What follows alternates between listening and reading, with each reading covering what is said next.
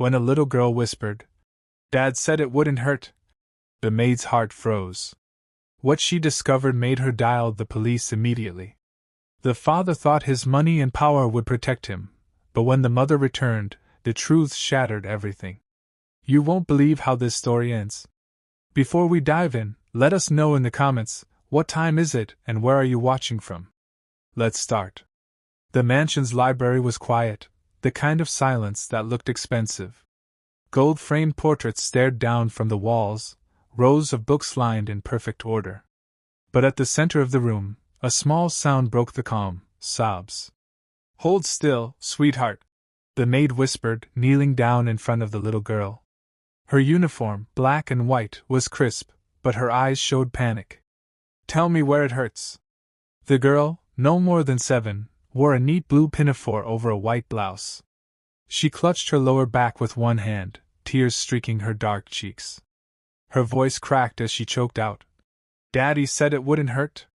The maid froze. Those words sliced sharper than any scream. "What did he do?" she pressed, trying to keep her tone steady. The girl shook her head, afraid. "He made me carry the heavy boxes. He said I had to practice being strong. But it hurt. It hurts now." Her small frame shook, one hand pressing against her side. The maid's chest burned. She had noticed the way Mr. Hargrove, the wealthy, well-dressed man who strutted about the mansion like it was his kingdom, looked at the girl, cold, detached. He never touched her hair, never kissed her forehead like fathers did. Now the truth was spilling out. It wasn't fatherly training. It was punishment. "Why didn't you tell me sooner?" the maid whispered, brushing the child's curls back gently. "Daddy said not to," the girl whimpered. "He said if I told, he'd make it worse. And Mommy wouldn't believe me because she loves him." The maid's throat tightened. She had seen this before, not in mansions, but in her own childhood, when her stepfather used chores as an excuse to break her spirit. She swore she'd never stand by if she saw it happen again. At that moment, the library door creaked. Mr. Hargrove's sharp figure filled the doorway. Tall, pale-skinned, tailored suit, immaculate. His icy eyes locked on them, and his lip curled. "What are you doing on the floor with her?" His voice was low, dangerous. The maid stood quickly, shielding the girl behind her. "She's hurt. She's crying. What did you make her do?" He laughed coldly. "She's dramatic. All kids are. A little weight won't kill her. Builds character. She's 7. The maid snapped, anger trembling in her voice. "Her back could be damaged forever. What were you thinking?" His eyes narrowed. "Careful. You forget your place. You clean floors. You don't question me." The maid felt her pulse in her ears. "You told her it wouldn't hurt, but she can barely stand. That isn't training. That's cruelty." The man's smirk deepened. "Cruelty? No. Reality. She isn't mine. My wife brought her into this house against my will, and I'll be damned if I let her grow up spoiled under my roof. If she stays here, she'll toughen up or she won't stay at all." The words knocked the air out of the maid. "She isn't mine." There it was. The truth he never said in front of his wife. The girl whimpered, clutching her back tighter. The maid turned, kneeling again, whispering, "It's okay, baby. I've got you. You don't have to carry anything for him again." Mr. Hargrove stepped closer, voice sharp. "Step away from her. She's my responsibility, not yours. You'll do your job and keep quiet." The maid looked up, eyes burning with defiance. "No, my job is to keep her safe, and you're hurting her." He scoffed, towering over them. "And what will you do? Call my wife? She'll never believe you. She begged for this adoption, not me. I said yes because she wanted it, and I won't let some maid ruin my marriage." The maid's voice cracked but stayed firm. "I don't need your wife's permission to stop you. She may not be your blood, but she is a child, and children don't deserve this." The man's jaw tightened, his fists clenching. "One more word and you'll be out on the street before the day is over." The girl tugged at the maid's sleeve, whispering through tears, Please don't go. That was it. The maid's fear dissolved into fury. She slipped her phone out of her apron pocket, her thumb hovering over the keypad. Her hand shook, but her voice didn't. I'm not going anywhere. And neither are the police until they've spoken to you. The father's face drained of color, rage and disbelief battling across his features.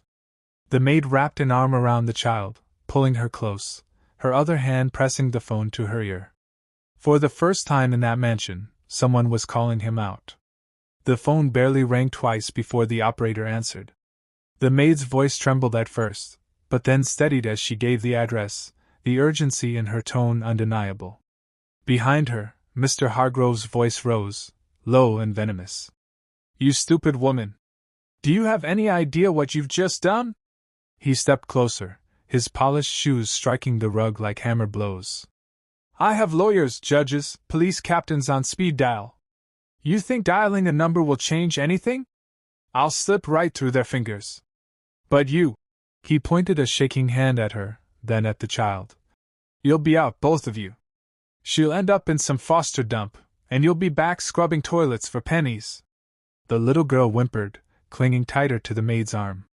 The maid pressed her free hand gently over the child's, whispering, Don't listen to him, sweetheart. You're safe now. Her own knees trembled, but her jaw set. If money bought justice every time, then no child would ever be safe. You can't scare me out of protecting her. For a second, he faltered, as if stunned that someone would actually talk back. Then his face twisted red with fury. You're nothing here. Nothing! Just a servant pretending to matter. Do you know what this house cost me? Do you know the weight of my name? You'll regret this. The sound of tires screeching on the gravel drive cut him off. Moments later, 2 uniformed officers entered, the butler trailing behind them nervously. Mr. Hargrove straightened, smoothing his jacket, his whole demeanor shifting into charm. Officers, thank God you're here. This woman, this maid, has been filling the child's head with nonsense. She's unstable. I should have let her go weeks ago. Now she's wasting your time. The older officer's gaze dropped to the girl, still clutching her back, tears wet on her cheeks. Miss, did someone hurt you? The maid knelt, her voice soft. Tell them, honey. It's okay. The girl swallowed, then whispered. Daddy said it wouldn't hurt, but he made me carry the heavy boxes. It hurts. It hurts a lot. She burst into sobs, burying her face against the maid. Silence thickened. The officers exchanged looks. One knelt, carefully examining the girl's back. When he lifted her blouse slightly, bruises darkened her small skin. He exhaled sharply. Sir, the officer said, rising, we're going to need you to come with us. Mr. Hargrove's mask cracked. He forced a laugh, sharp and hollow. Bruises! Children bruise all the time. Do you even know who I am? I'll have your badges by morning. My attorneys will shred this entire accusation before sunrise.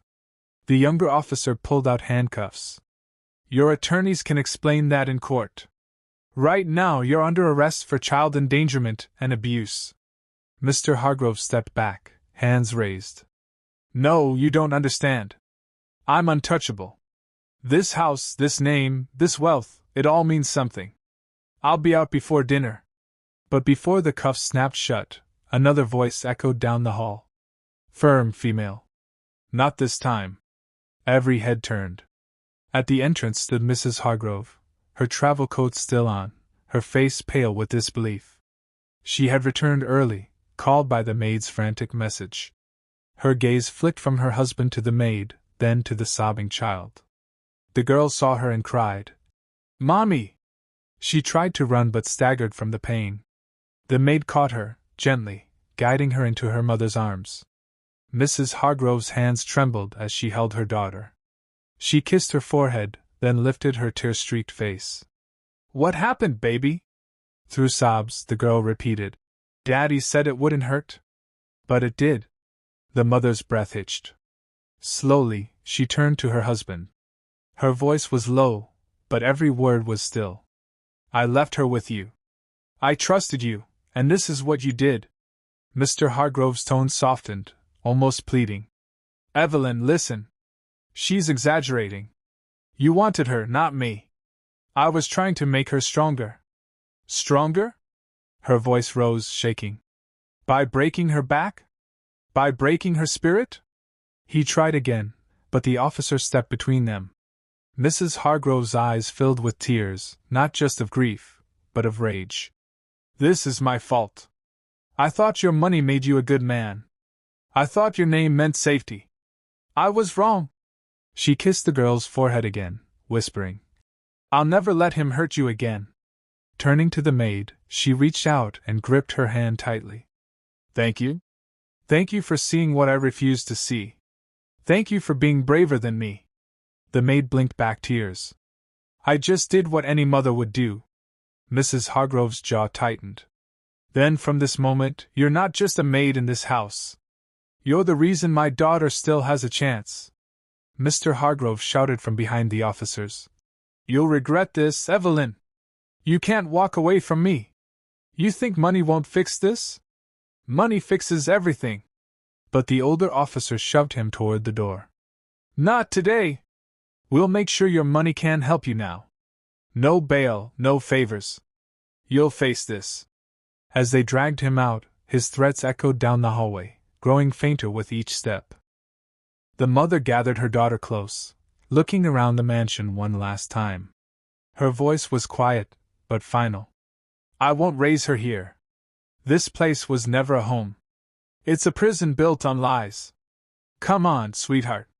The maid walked beside her, one arm steadying the child, the other carrying a small bag she'd hurriedly packed. Together, the three of them stepped through the wide front doors. Behind them, the mansion stood silent. For once, Mr. Hargrove's money had failed. For once, the truth was louder. And in the arms of her mother, protected by the maid's courage, the little girl finally whispered the words that had been locked inside her chest. It still hurts, but I know I'm safe now. If this story moved you, show your support. Smash that like button, share this video with someone who needs to hear it, and comment below. Do you believe money should ever excuse abuse? And don't forget to subscribe for more heartbreaking and inspiring stories every week. Your support keeps these stories alive.